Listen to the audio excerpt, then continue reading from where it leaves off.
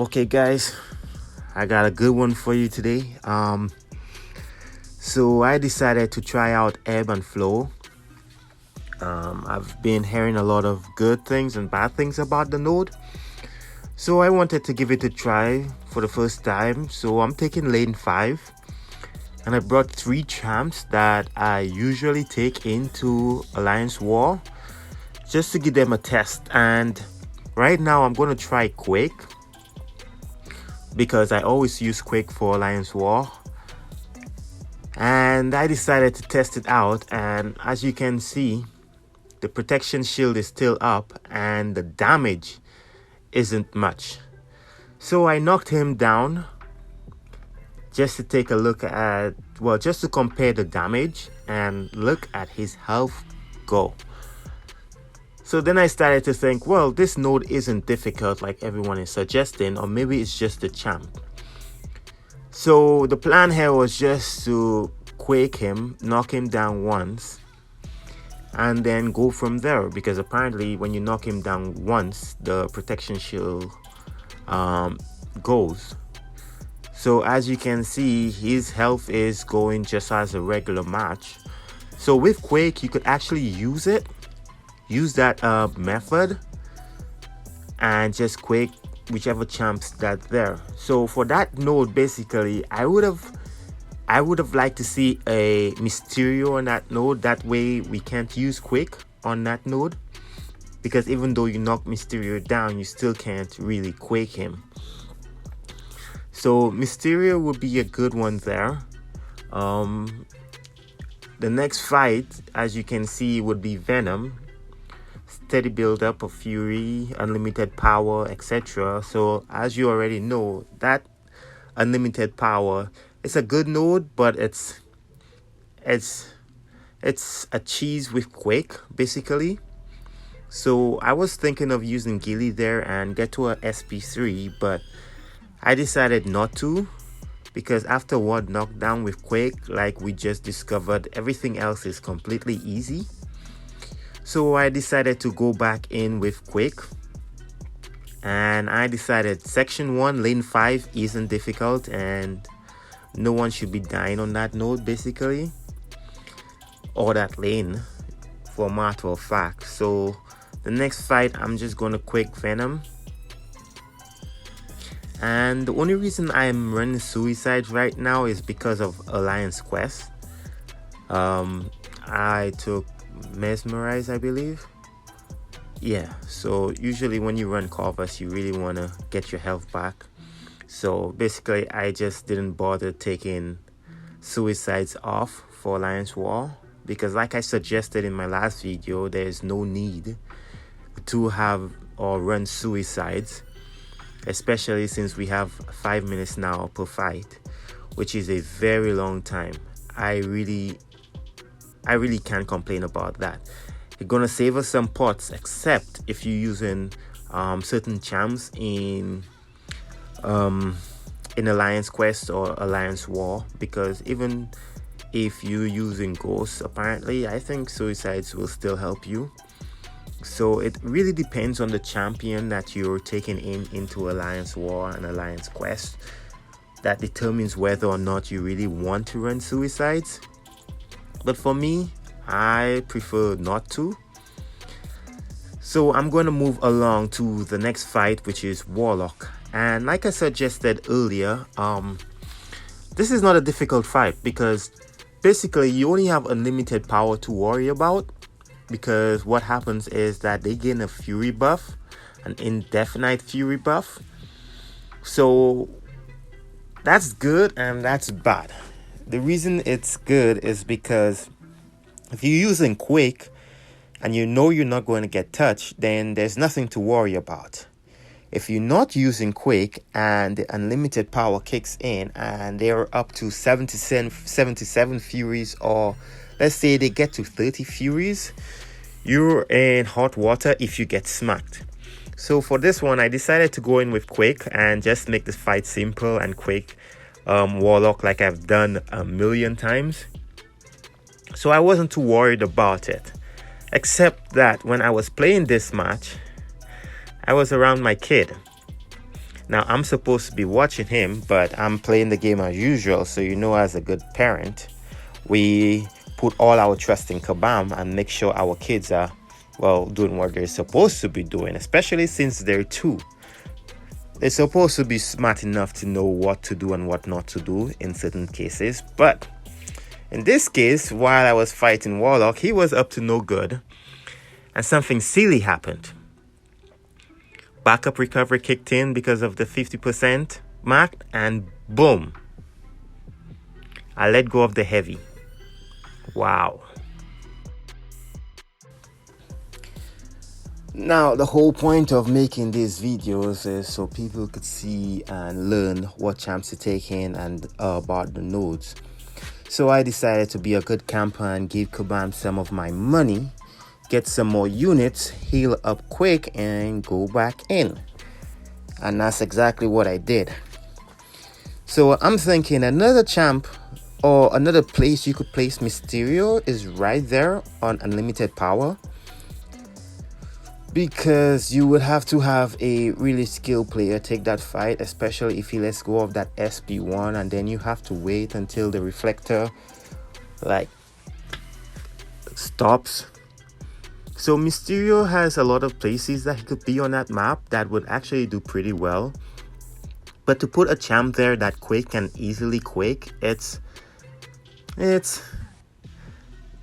too easy. So I would suggest putting a champ that Quake can't Quake. Even if you put in a champ like Mole Man there, it will do a lot more good, because then you have to have a skilled player take that fight, and not somebody who could just cheese whichever champion there is, like Warlock. So that's exactly what I did just for you guys. I used some pots and I had to buy a revive just so I could showcase that Quake could actually Quake that fight. And Warlock is up to 57 Fury, so if I get hit once, that's it, game over. But like a happy camper, most times I just do what I have to do and Quake. Now, it's the off season, so I'm not really worried about finishing the lane. I just want to have a test on the lane, or a try basically. So I'm just going to go in and have a bit of fun, since we know that there's no point and there's no need to actually boost in the off season, really. So I'm on to section 2, Ebb Flow intercept, and the whole plan there is just try to have some fun with it and see how fast I could get Doom down. So as you can see, Gilly 99 is dead in the corner there because my battery percentage came up and I got bitch slapped by Doom. And apparently as soon as this match starts, I get another bitch slap from Doom. So it's like Doom is one of those characters that really has no mercy when it comes to women. He's like, I would say Doom is like those guys that always enters prison for violence against women.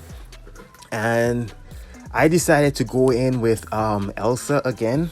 Well, not again, for the first time, because of her intercept. And I was watching her timer, which is a very good thing to watch there, because every time that timer expires, she gets the intercept again. So basically I have a shock on me, so I'm going to wait for that to go and then intercept him again like her, and go back in and just put it onto him.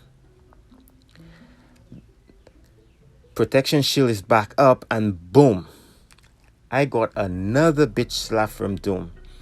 Right now I'm about to call 911 because apparently those fights are just letting me feed Kabam units into revives, etc. But it's all about fun and having you guys see exactly how the node interacts with different characters, and all that for the love of the game, There I didn't dodge his SP1 properly, so I don't know what I was thinking here. But I went back in and I said, you know what, 4% I could still get this shit done. Intercept him, go back in, and I'm thinking maybe I should just dodge his SP1. But he comes in for another SP1, And I don't know what I was thinking there again. So basically, all this is just bad play. This just proves that Elsa can do it by baiting his SP1. And I got a few jumps down, but then making this video, I figured, you know what the heck, just do it for fun. Let you guys see what basically you can do, what you should not do, or how much of a terrible player I am. So basically, I just added some more pots into Quick, because this time my plan was to see if I could just intercept him and then just keep going with Quake and Shake. So here I start with the parry, and I got smacked again. I got bitch slapped again. And then I decided, hold up, what the hell is this? Nah, Doom can't take me down like that. So I rushed back in, put some more pots into Quake, and said, okay, this is the game plan. I'm going back at this shit. And then, hold and behold, I start quaking Doom like I normally do, thinking, yeah, this will work out. Let me just quake the hell out of him, see if I could go with the 5 minutes. But then I'm looking at the health, and I'm like, this shit ain't going to work. Not at all. So that's one placement I really like Doom on, because you really have to intercept him like I did there to get the shield down, quake him.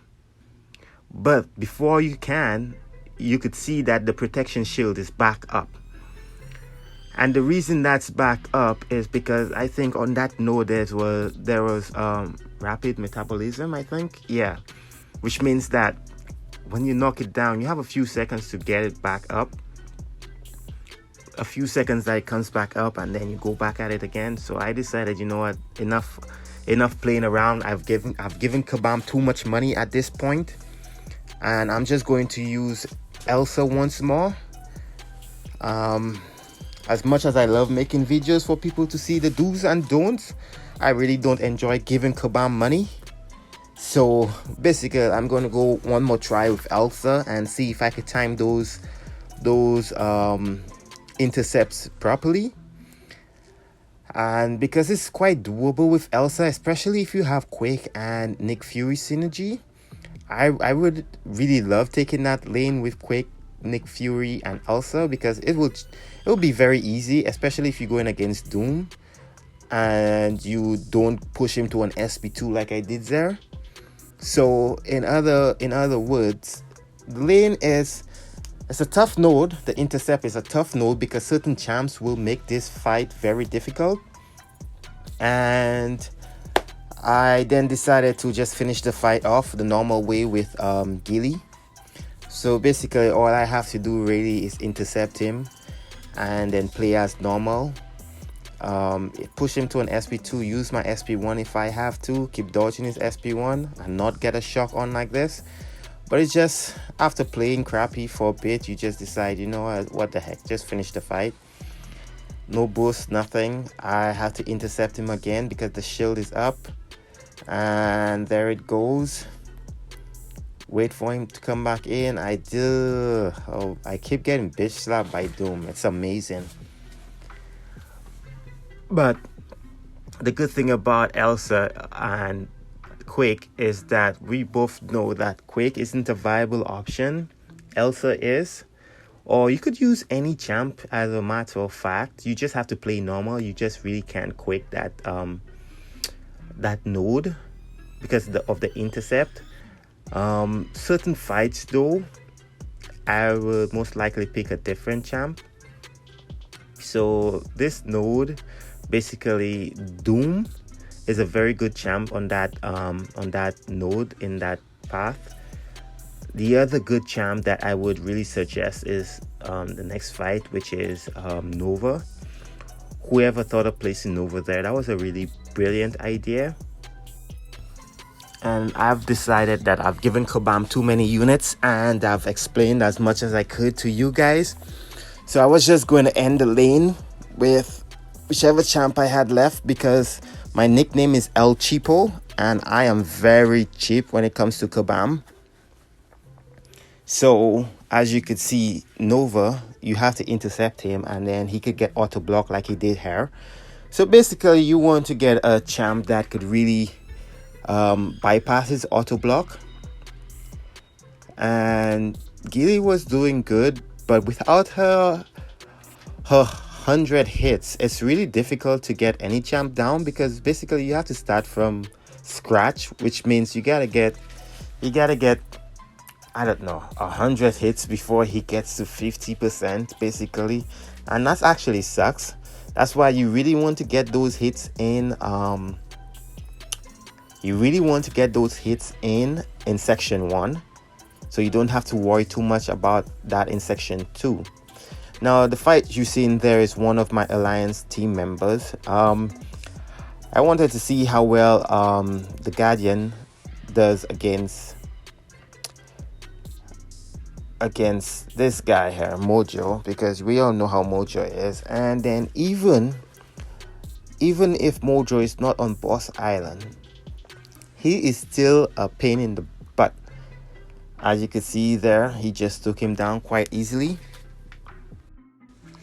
So here we're going to showcase Red Guardian, where he really shines, because this steady build-up is unblockable. So as long as you have more than 3 debuffs on you, I believe, the defender becomes unblockable. So Domino is unblockable, but Red Guardian can block unblockable attacks.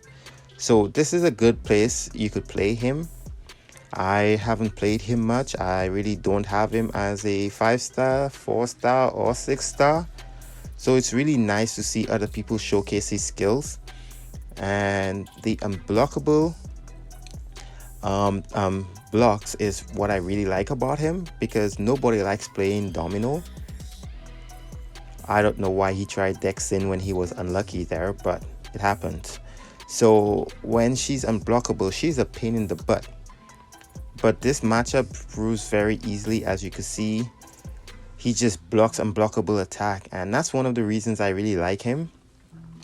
So for now and today, guys, this is all I have from last Alliance War. Next week, I think I will start playing more aggressively and get back to the normal quaking methods and strategies. But this week, I'm just going to finish off with some fun videos and just giving Kabam money here and there. So for now, ciao.